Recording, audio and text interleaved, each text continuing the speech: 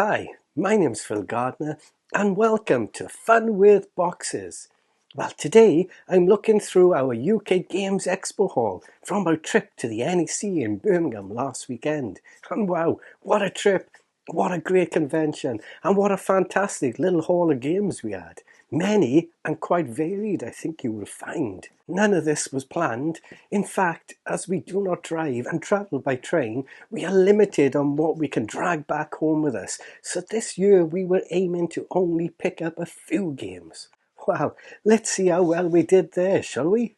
Here is everything we managed to get into bags and suitcases and then get home from Birmingham on the train.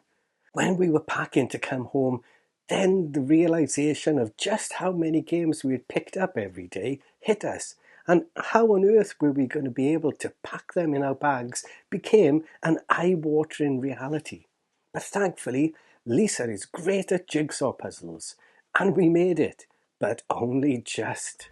So let's take a look at what we picked up this year. Okay, let's just jump in and take a look at the first game.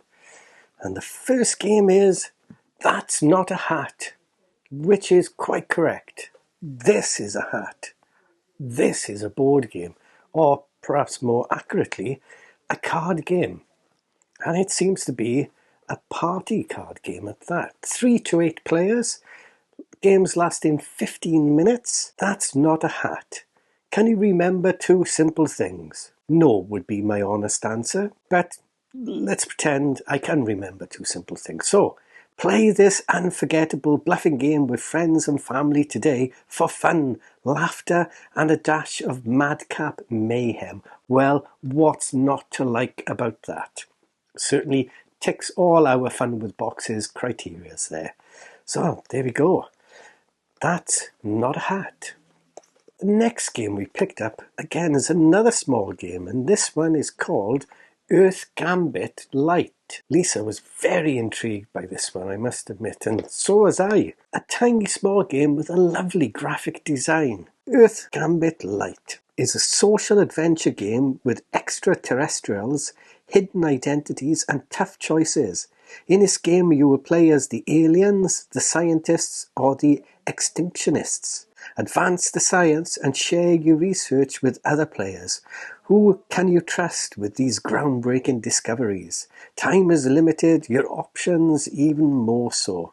Don't think too hard, it's not chess, it's just the fate of Earth in your hands. How fantastic, I love that. Honest Quarks Games, I believe that's what they're called. 2 to 10 players, best with 3 to 8, and it's got a playtime of 15 to 30 minutes. Really interested in this one. Can't wait to give that one a go. I'm probably going to say that to all these games because it's quite obvious, really.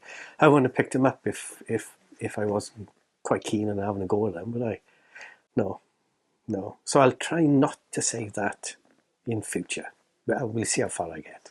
Anyway, Earth Gambit Light. And next up we have the Forest Shuffle Alpine expansion. This has only just come out. I do believe we only managed to get the Forest Shuffle game the other day. So I was quite keen to pick up this expansion as I heard it may address some of the swinginess of the game scoring, particularly with perhaps 2 players.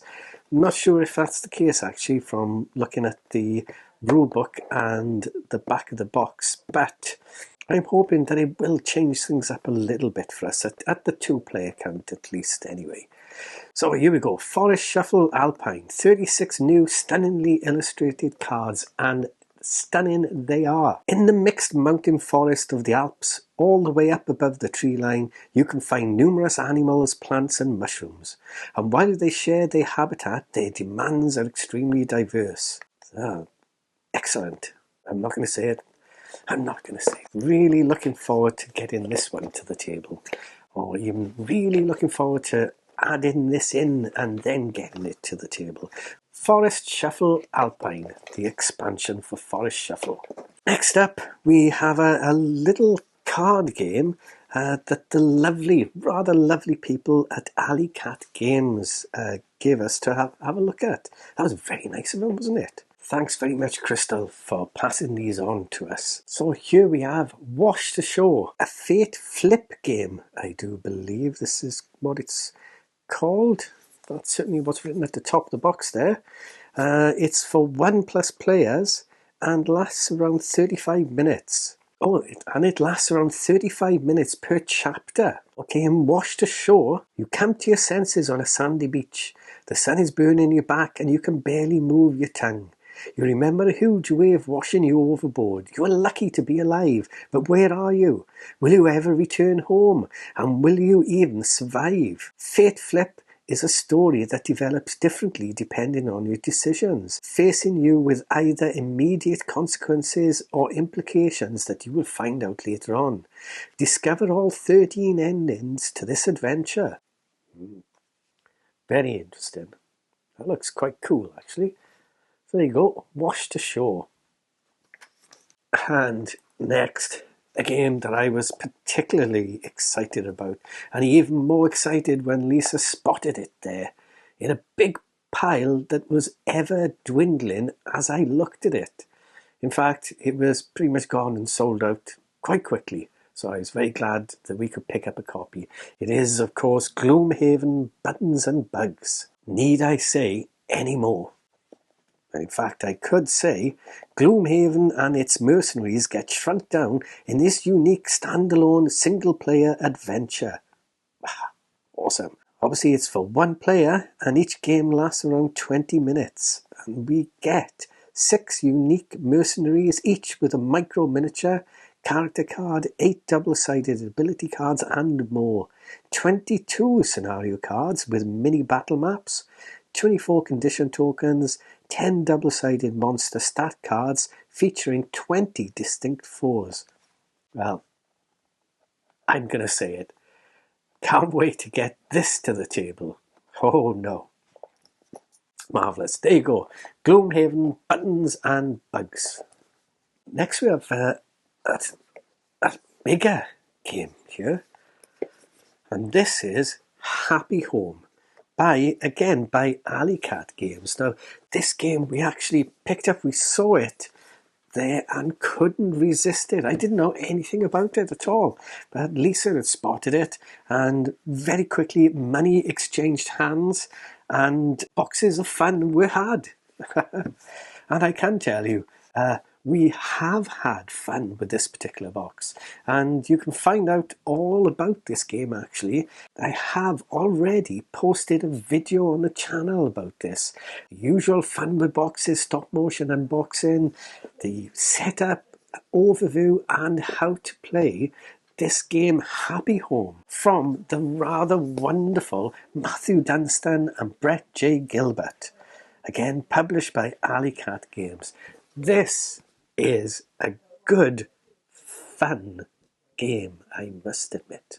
So, I couldn't wait to get it to the table. In actual fact, I got it to the table, and we've played it, and we played it, and we've played it. Great fun. Next, stretch over here. Next, we have a couple of things, a couple of expansions from the game Distilled. Now, I can't tell you much about the game Distilled because we actually picked this up not so long ago when we went to our dear friends Libby and Julian's wedding, and they're currently on honeymoon. Not that that means anything to you at all. I mean, it means a lot to Libby and Julian, obviously, to be on their honeymoon, especially together on their honeymoon. Otherwise, it wouldn't be much of a honeymoon, would it? No, not if one was still back home and one was away somewhere on a sunny beach. Well, that person would be quite happy, I would imagine, but not the other one, especially as they just got married. No, that would not be good at all. Anyway, I digress. An expansion for Distilled.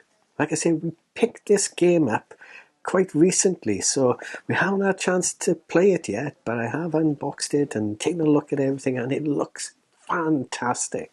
So we were super excited when we seen that Patterson Games were at the UK Games Expo, and they had a delightful stall, and it was absolutely smashing to meet everyone there at Patterson Games. So here we have Distilled, Africa and Middle East expansion. Explore the ingredients, recipes and personalities of Africa and the Middle East with this expansion to Distilled, a spirited strategy game. Get a taste of culture not included in the base game by distilling and selling new spirits such as Akpetishi and Buka. I probably pronounced them completely wrong, so I do apologise. Use new distillery upgrades, powerful ingredients and thematic items to win new awards in this fully compatible expansion. Looks terrific. While we were there, we had to pick up this little expansion again. Distilled cask strength, as it says on the front there. Aged for maximum complexity. That sounds like me. Enhanced international flavours. Small batch, 55 cards. Expansion pack requires base game. So what do we get? Cask Strength is a mini expansion for Distilled, designed to add a touch more complexity and variety to the game. This expansion has 4 parts: new distillery upgrades, special flavours, upgraded premium ingredients, and an exciting new dynamic market mechanic. Wow, fantastic. And to polish that all off there, we have a little mini expansion. I've got no idea what this is. It's I think a couple of cards. There may even be a little bit of a punch board in there as well. Yeah, but there you go. So expansions for Distilled, a game that I'm pretty sure we are going to love. I hope so, because we've got all the expansions for it now as well, haven't we? So there you go. Next up, we popped along to see Midland Miniatures, and they very, very kindly gave me a copy of one of their earlier games. On the channel, we have taken a look at Stalagbite. I don't know why I'm pointing down here. You can't see it. I can see it, but you can't. But let me tell you, Stalagbite is down there. Honestly. Okay, I better show you. There you go. I told you it was there. So Midland Miniatures very kindly sent me a copy of this, and I've already had a look at it on the channel. Again, please check that out for the usual Fun with Boxes unboxing, overview, how to play video, and a little review of the game there. Quite a lot of fun in this box. So, like I said, Midland Miniatures, very nice to meet you all. And they gave me a copy of their game Book of the Dead. And I must admit, I love the cover of this.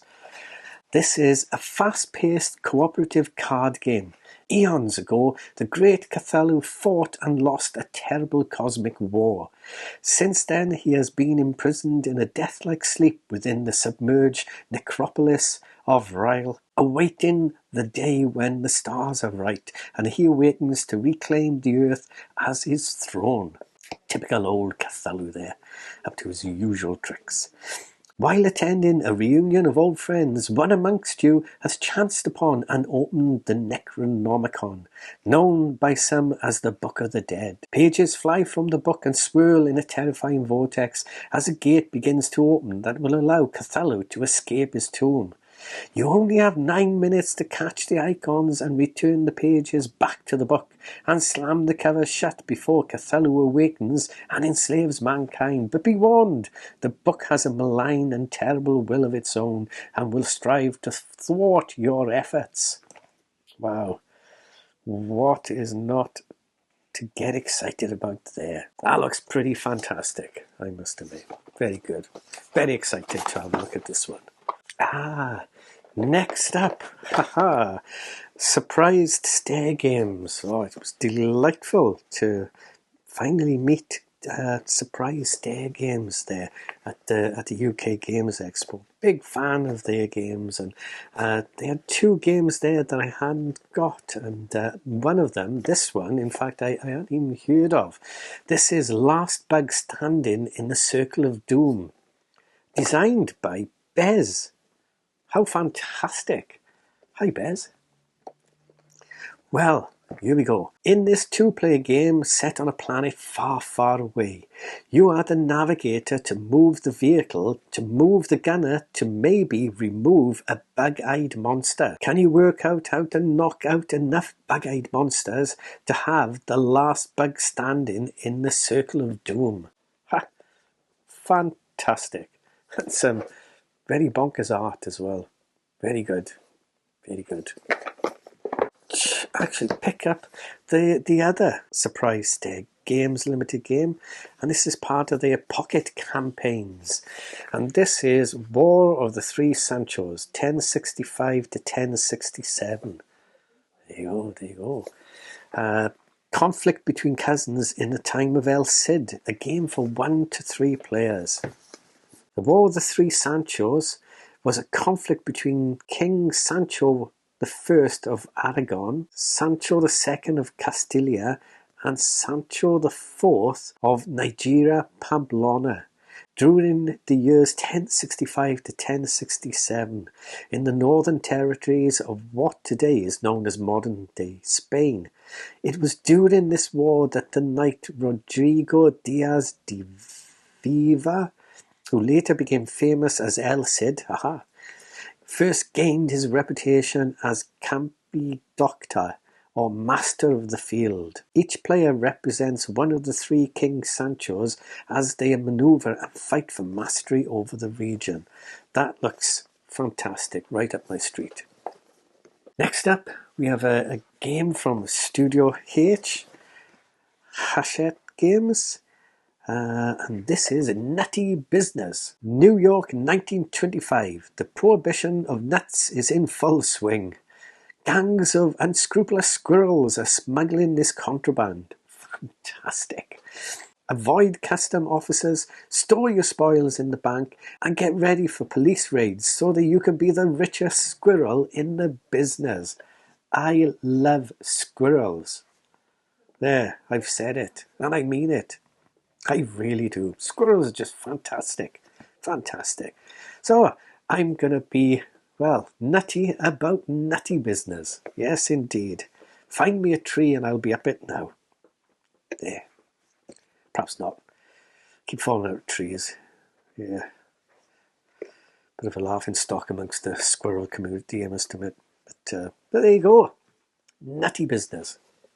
And next we have Mini Park. Picked this up at the Taiwan board game design stand. I absolutely had to pick it up because the wonderful gentleman working behind the stand insisted that the meeples inside this game needed to be in my possession. So who was I to argue? Because the game looked absolutely marvellous. So here we go. Mini Park.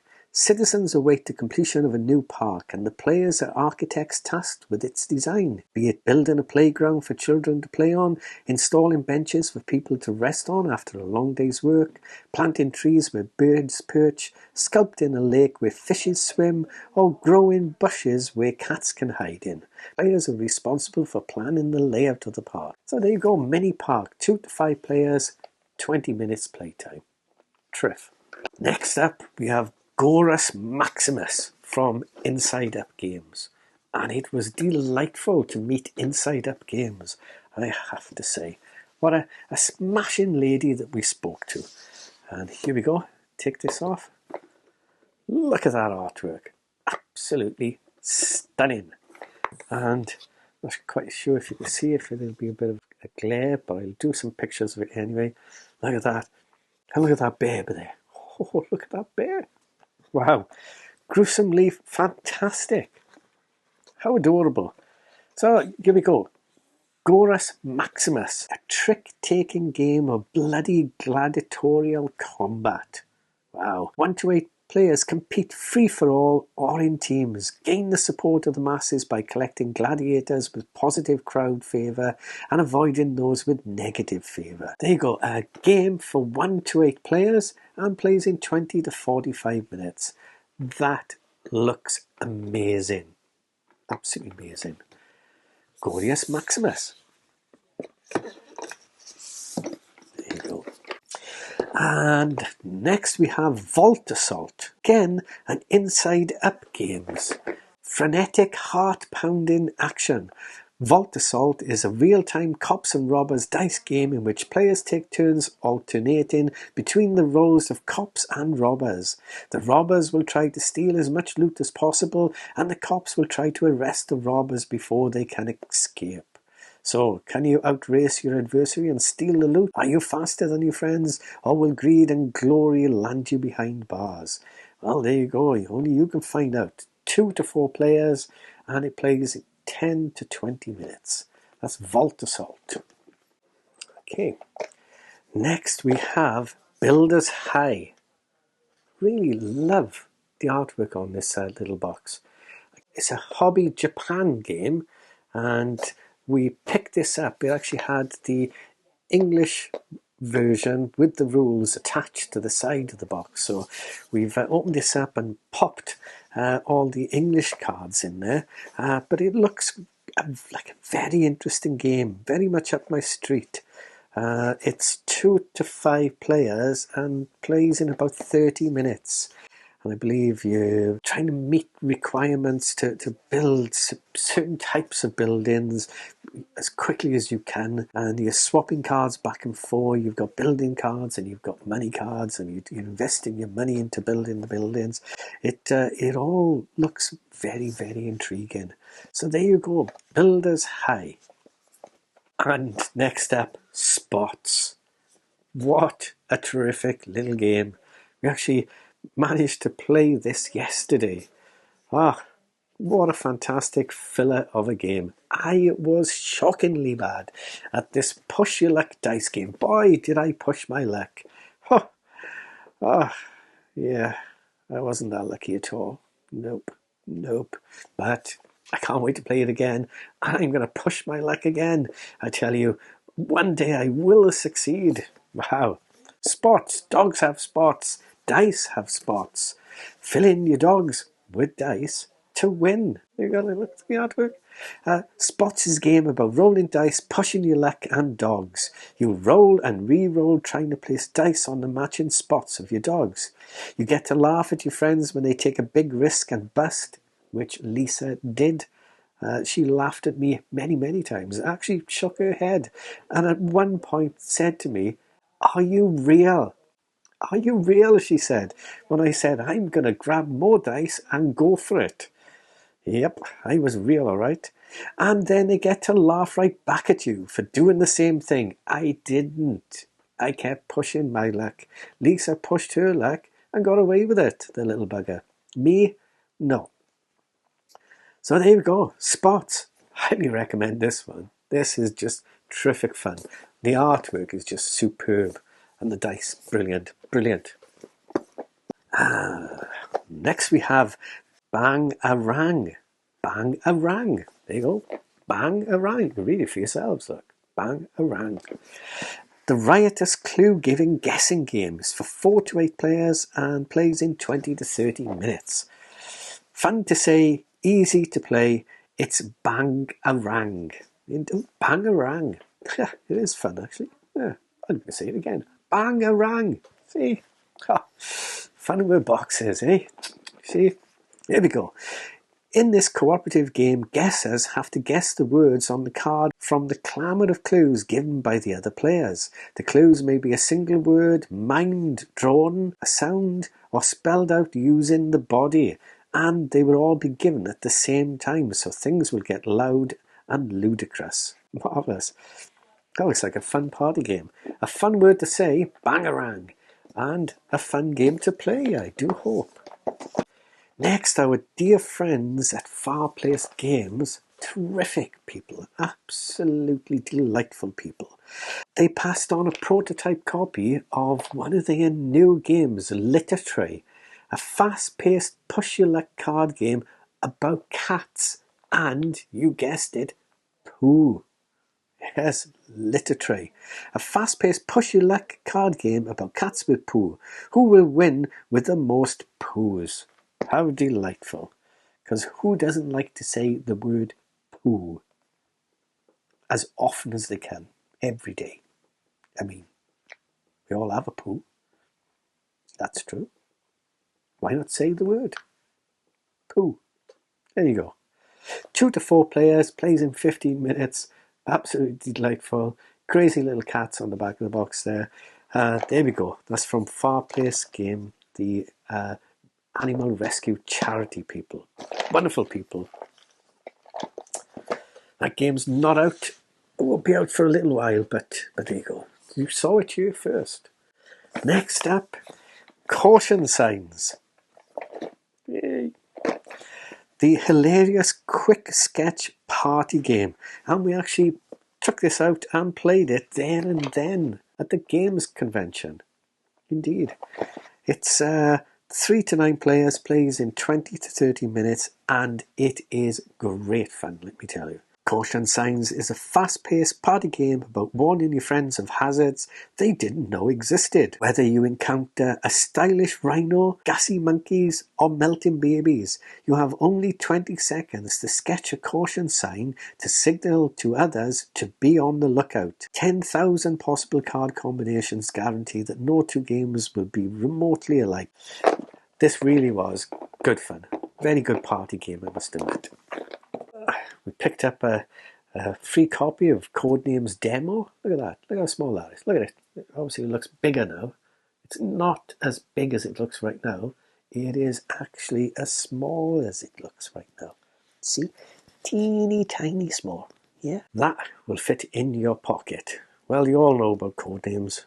It's a brilliant game, Codenames. It really is. So now you can literally take Codenames with you anywhere. There you go. Now, next we have a game called Flickfleet. Imperium versus the Uprising. Flickfleet. Flick your ships into firing position.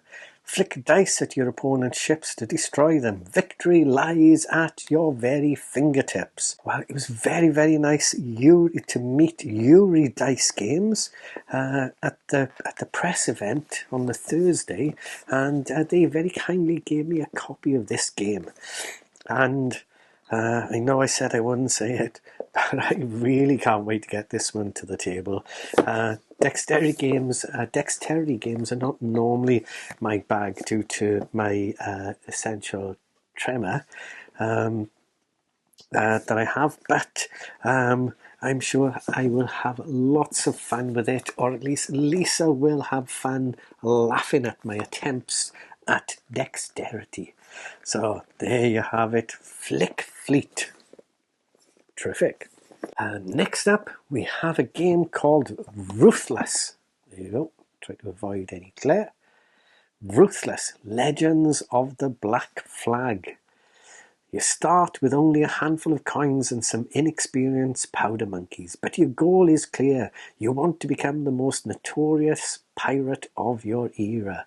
But watch out, there are others who want to make their name unforgettable as well. So you start to plunder treasures, use the money to recruit more experienced pirates and capture ships. Man your ship and become a ruthless legend of the Black Flag. There you go, Ruthless. A game for 2 to 4 players and plays in around 40 to 60 minutes. And another game by Alley Cat Games. Excellent. Excellent, excellent, excellent. Pick this up for a bargain at UK Games Expo, which is where we got all these games. Well, in actual fact, I think I'll pause the video here and split it into 2 parts because it is getting to be quite a lengthy video indeed. Well, I do hope you've enjoyed watching this first part of our UK Games Expo haul and will want to tune in for the next part, which will come in a few days' time. So, in the meantime, as always, thanks so much for watching. Please take care and bye for now.